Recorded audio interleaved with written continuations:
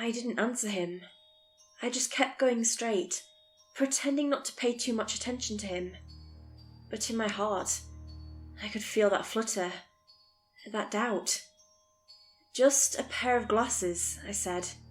"But you don't wear glasses," the young man in the back seat said. "And those look like my dad's. We'll talk about this later." I prayed to God that Danielle would understand. He was barely an adult after all, and he was hypothermic. He wasn't going to survive the night. Then again, one could make the argument that he wasn't supposed to be alive at all. Most people didn't start their day crawling out of a lake. When I pulled up to the driveway, Danielle was already waiting for me. She must have been worried sick. Maybe she'd heard about what happened to the Smalley family. I glanced at my strange passenger, asked him to wait, and stepped out. Danielle didn't know where to start. Her worries boiled over into a long hug. "They called me," she said. "You cut your arm?"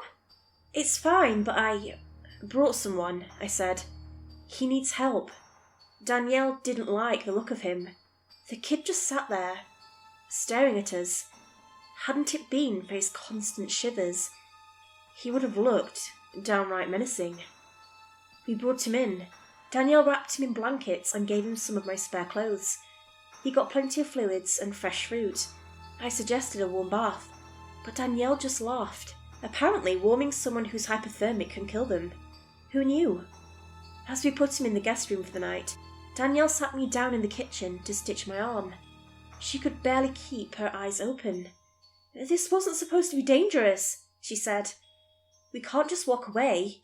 She tapped her finger next to my wound and shook her head. "If this had cut your throat, you'd be dead. We're not doing this again. And that's that. That's that." She wrapped up my arm in a bandage and leaned her head against my chin. I could feel my wound pulsing with blood and warmth. "I don't know if I want to know," she continued. "But he's one of them, isn't he?" "Yeah," I nodded. "I couldn't just... I know, I get it. But he could be dangerous. We don't even know his name." "It's Robert, Mum." Danielle and I turned. There he was, Robert, wrapped in blankets and leaning against the wall.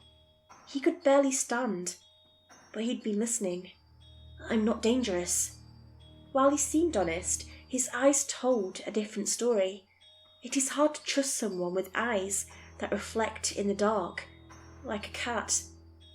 How hadn't I noticed that before? The following morning, my son Henry ran off to play with a friend before we got the time to introduce him to Robert. Danielle brought our guests some eggs and toast, which he chowed down eagerly. By all accounts, he just seemed like a young man who'd been through a desperate trauma. After Danielle cleaned my wounds, I went to have a serious conversation with our guest. It took me 10 minutes before I found him outside, in the car. He sat in the passenger seat, thumbing the pair of glasses I'd found. The same pair of glasses I'd found on a pot-bellied corpse as a kid, all those years ago. I sat down next to Robert, not meeting his gaze.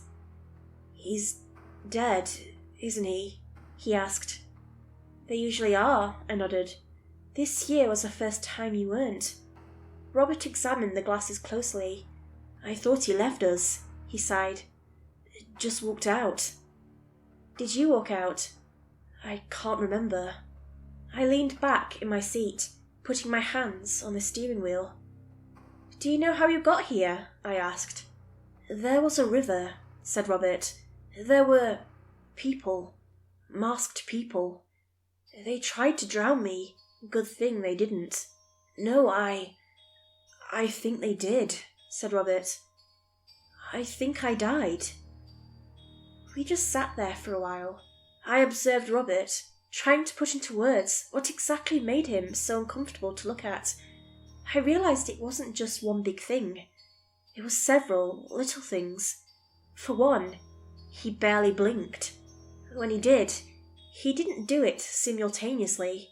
He blinked one eye at a time, out of sync. His breathing was shallow, uneven, and with an uncomfortable rattle. It was like listening to someone in a deep sleep, only with them randomly stopping every now and then.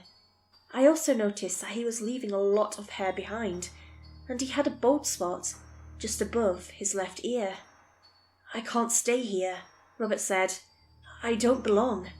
I know that." "None of this is right," I said. "We don't even know what's going on, and we're already killing each other." "I think it's because, people forget," Robert said. "You forgot that we used to be people, and we kind of forgot, the same, that we're people." "You didn't forget, though," I noted. "What makes you different?" "I got taken just a few days ago. I still remember some of it." He just stared ahead, then looked back at the pair of glasses. He gently put them down on the dashboard. "What about you?" he asked. "Why didn't you kill me?" I picked up the glasses and put them back in the glove compartment. It snapped shut with a satisfying click. "I don't know, Robert," I shrugged. "I guess I haven't forgot that you're still people." As I leaned back in my seat, I got a stark reminder of the pain in my shoulder. They might still be people in one way or another, but there was nothing natural about them. No matter what, Robert was right. They didn't belong. We took a drive to a nearby supermarket. Robert looked a bit goofy wearing my leftover clothes, but if you didn't look too closely, he could pass for a slacker. We split up as I picked up a few groceries. When I circled back to Robert, I saw him drinking a bottle of mineral water straight from the cooler. He was on his third bottle when I snapped him out of it with a light touch on his shoulder. He looked at me, surprised, as if he'd completely zoned out. I waved at Lucy at the counter, as if to reassure her that I'd paid for it. "I got it," I said. "Go ahead and drink." "Thanks," sighed Robert. I don't know why I... Don't sweat it."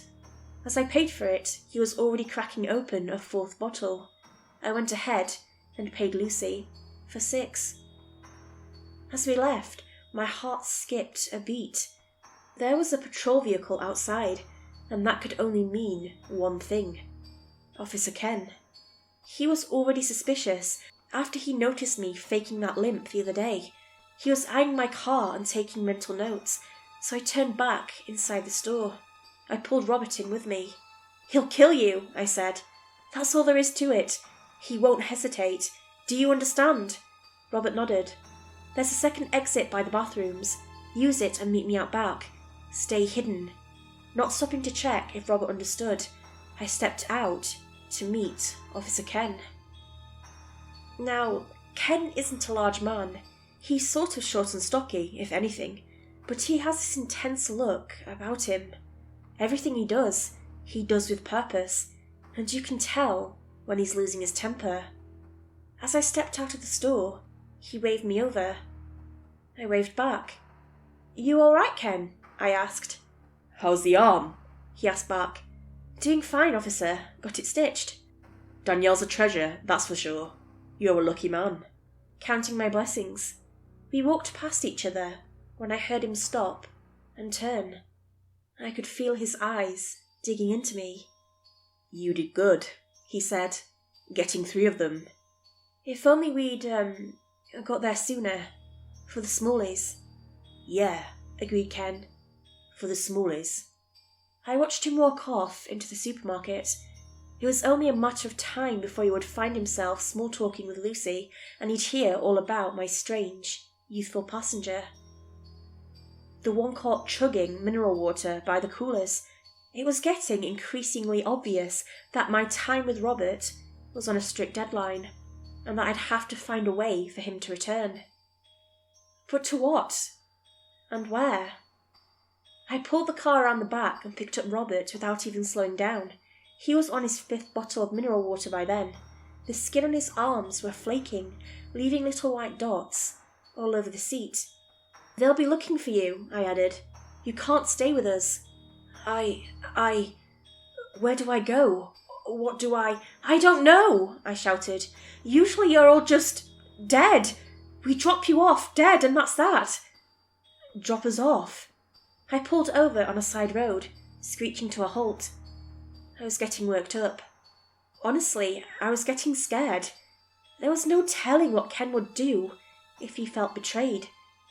"We put you in a pile," I sighed, "in trash bags, then you're dropped off." "That's it," he laughed. "That's what you do with us." "Yeah, No, wait, so you don't call anyone? You don't look for our families?" "No one's looking for you, Robert," I snapped back. "There's nothing out there. It's like you don't exist. How can I even tell if you're really people?"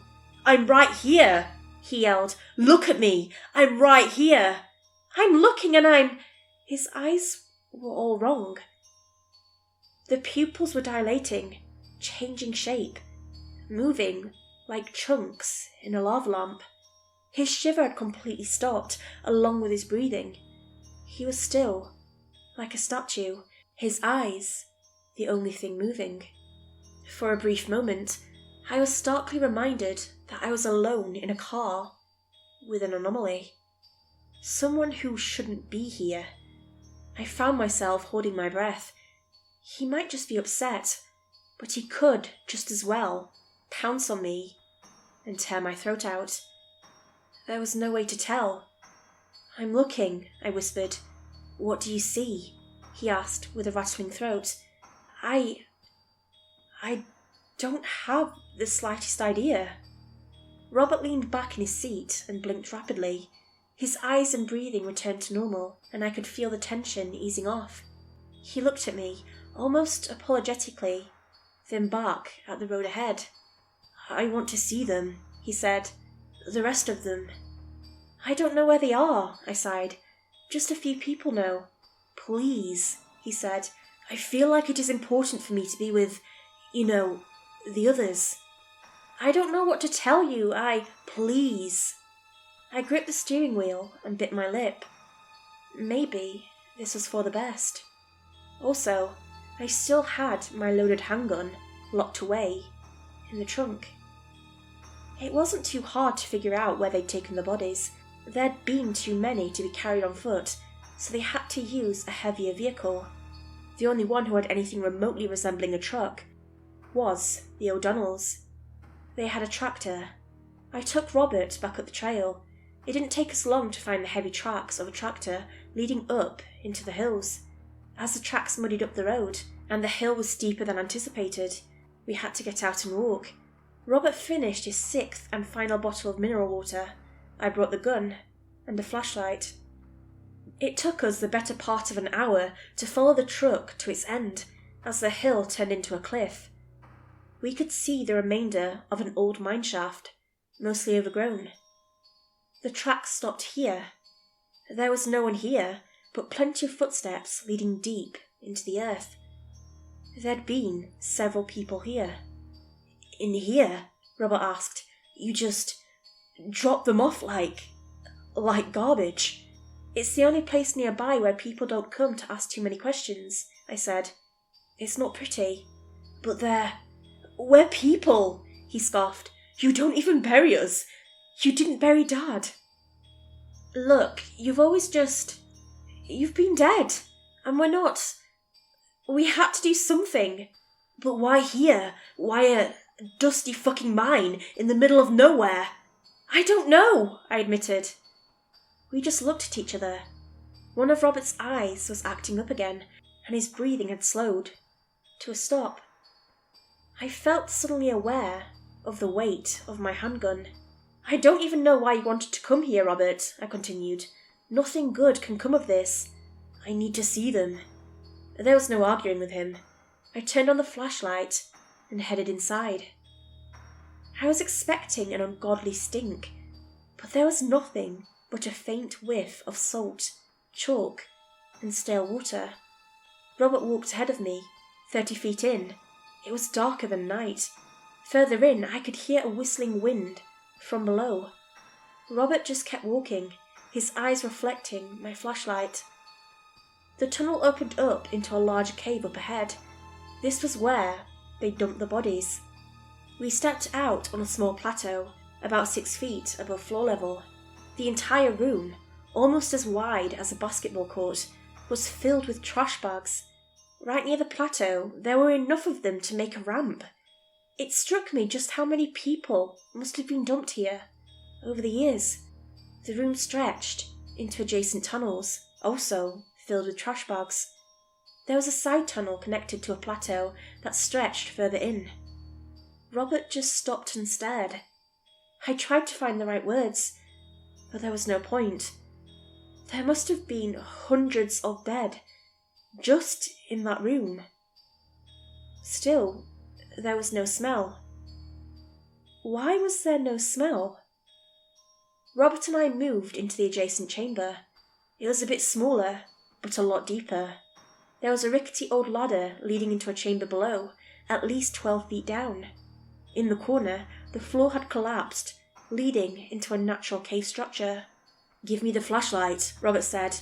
"I have to see what's down there." "It's just more bodies," I said. "That's all you'll find there, bodies." "No, there's... I have to." "Robert, please," I insisted. "Nothing good can come of this." "They were all like me." Robert turned to me, his eyes reflecting the light, like a kaleidoscope. I could have sworn his mouth looked longer, like a snake unhinging its jaw. "They're all like me. All like me."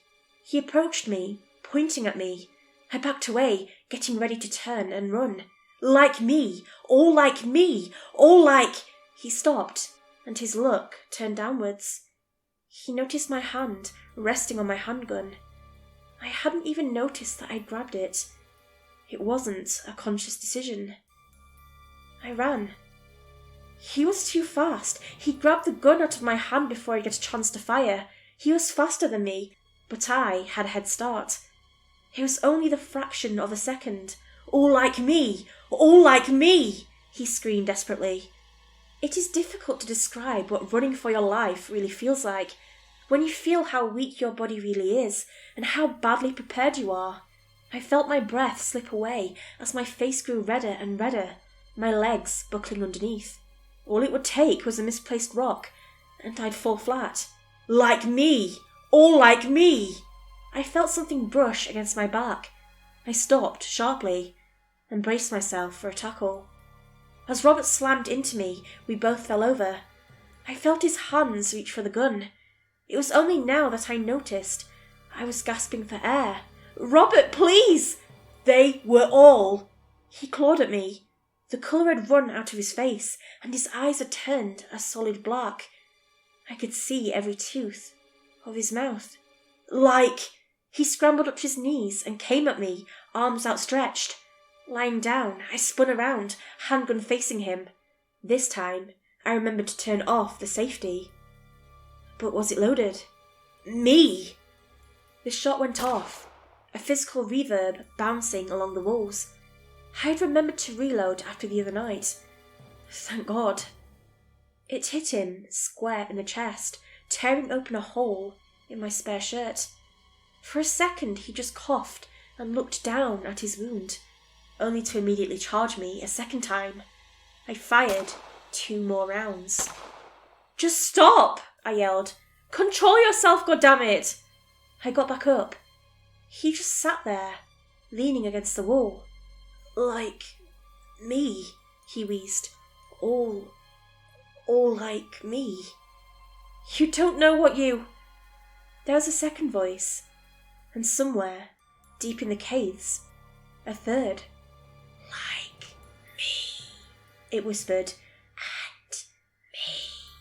A fourth, a fifth, dozens of eyes reflecting my flashlight as I backed away towards the entrance, and while Robert was growing increasingly still, there was movement deep in the cave stirring.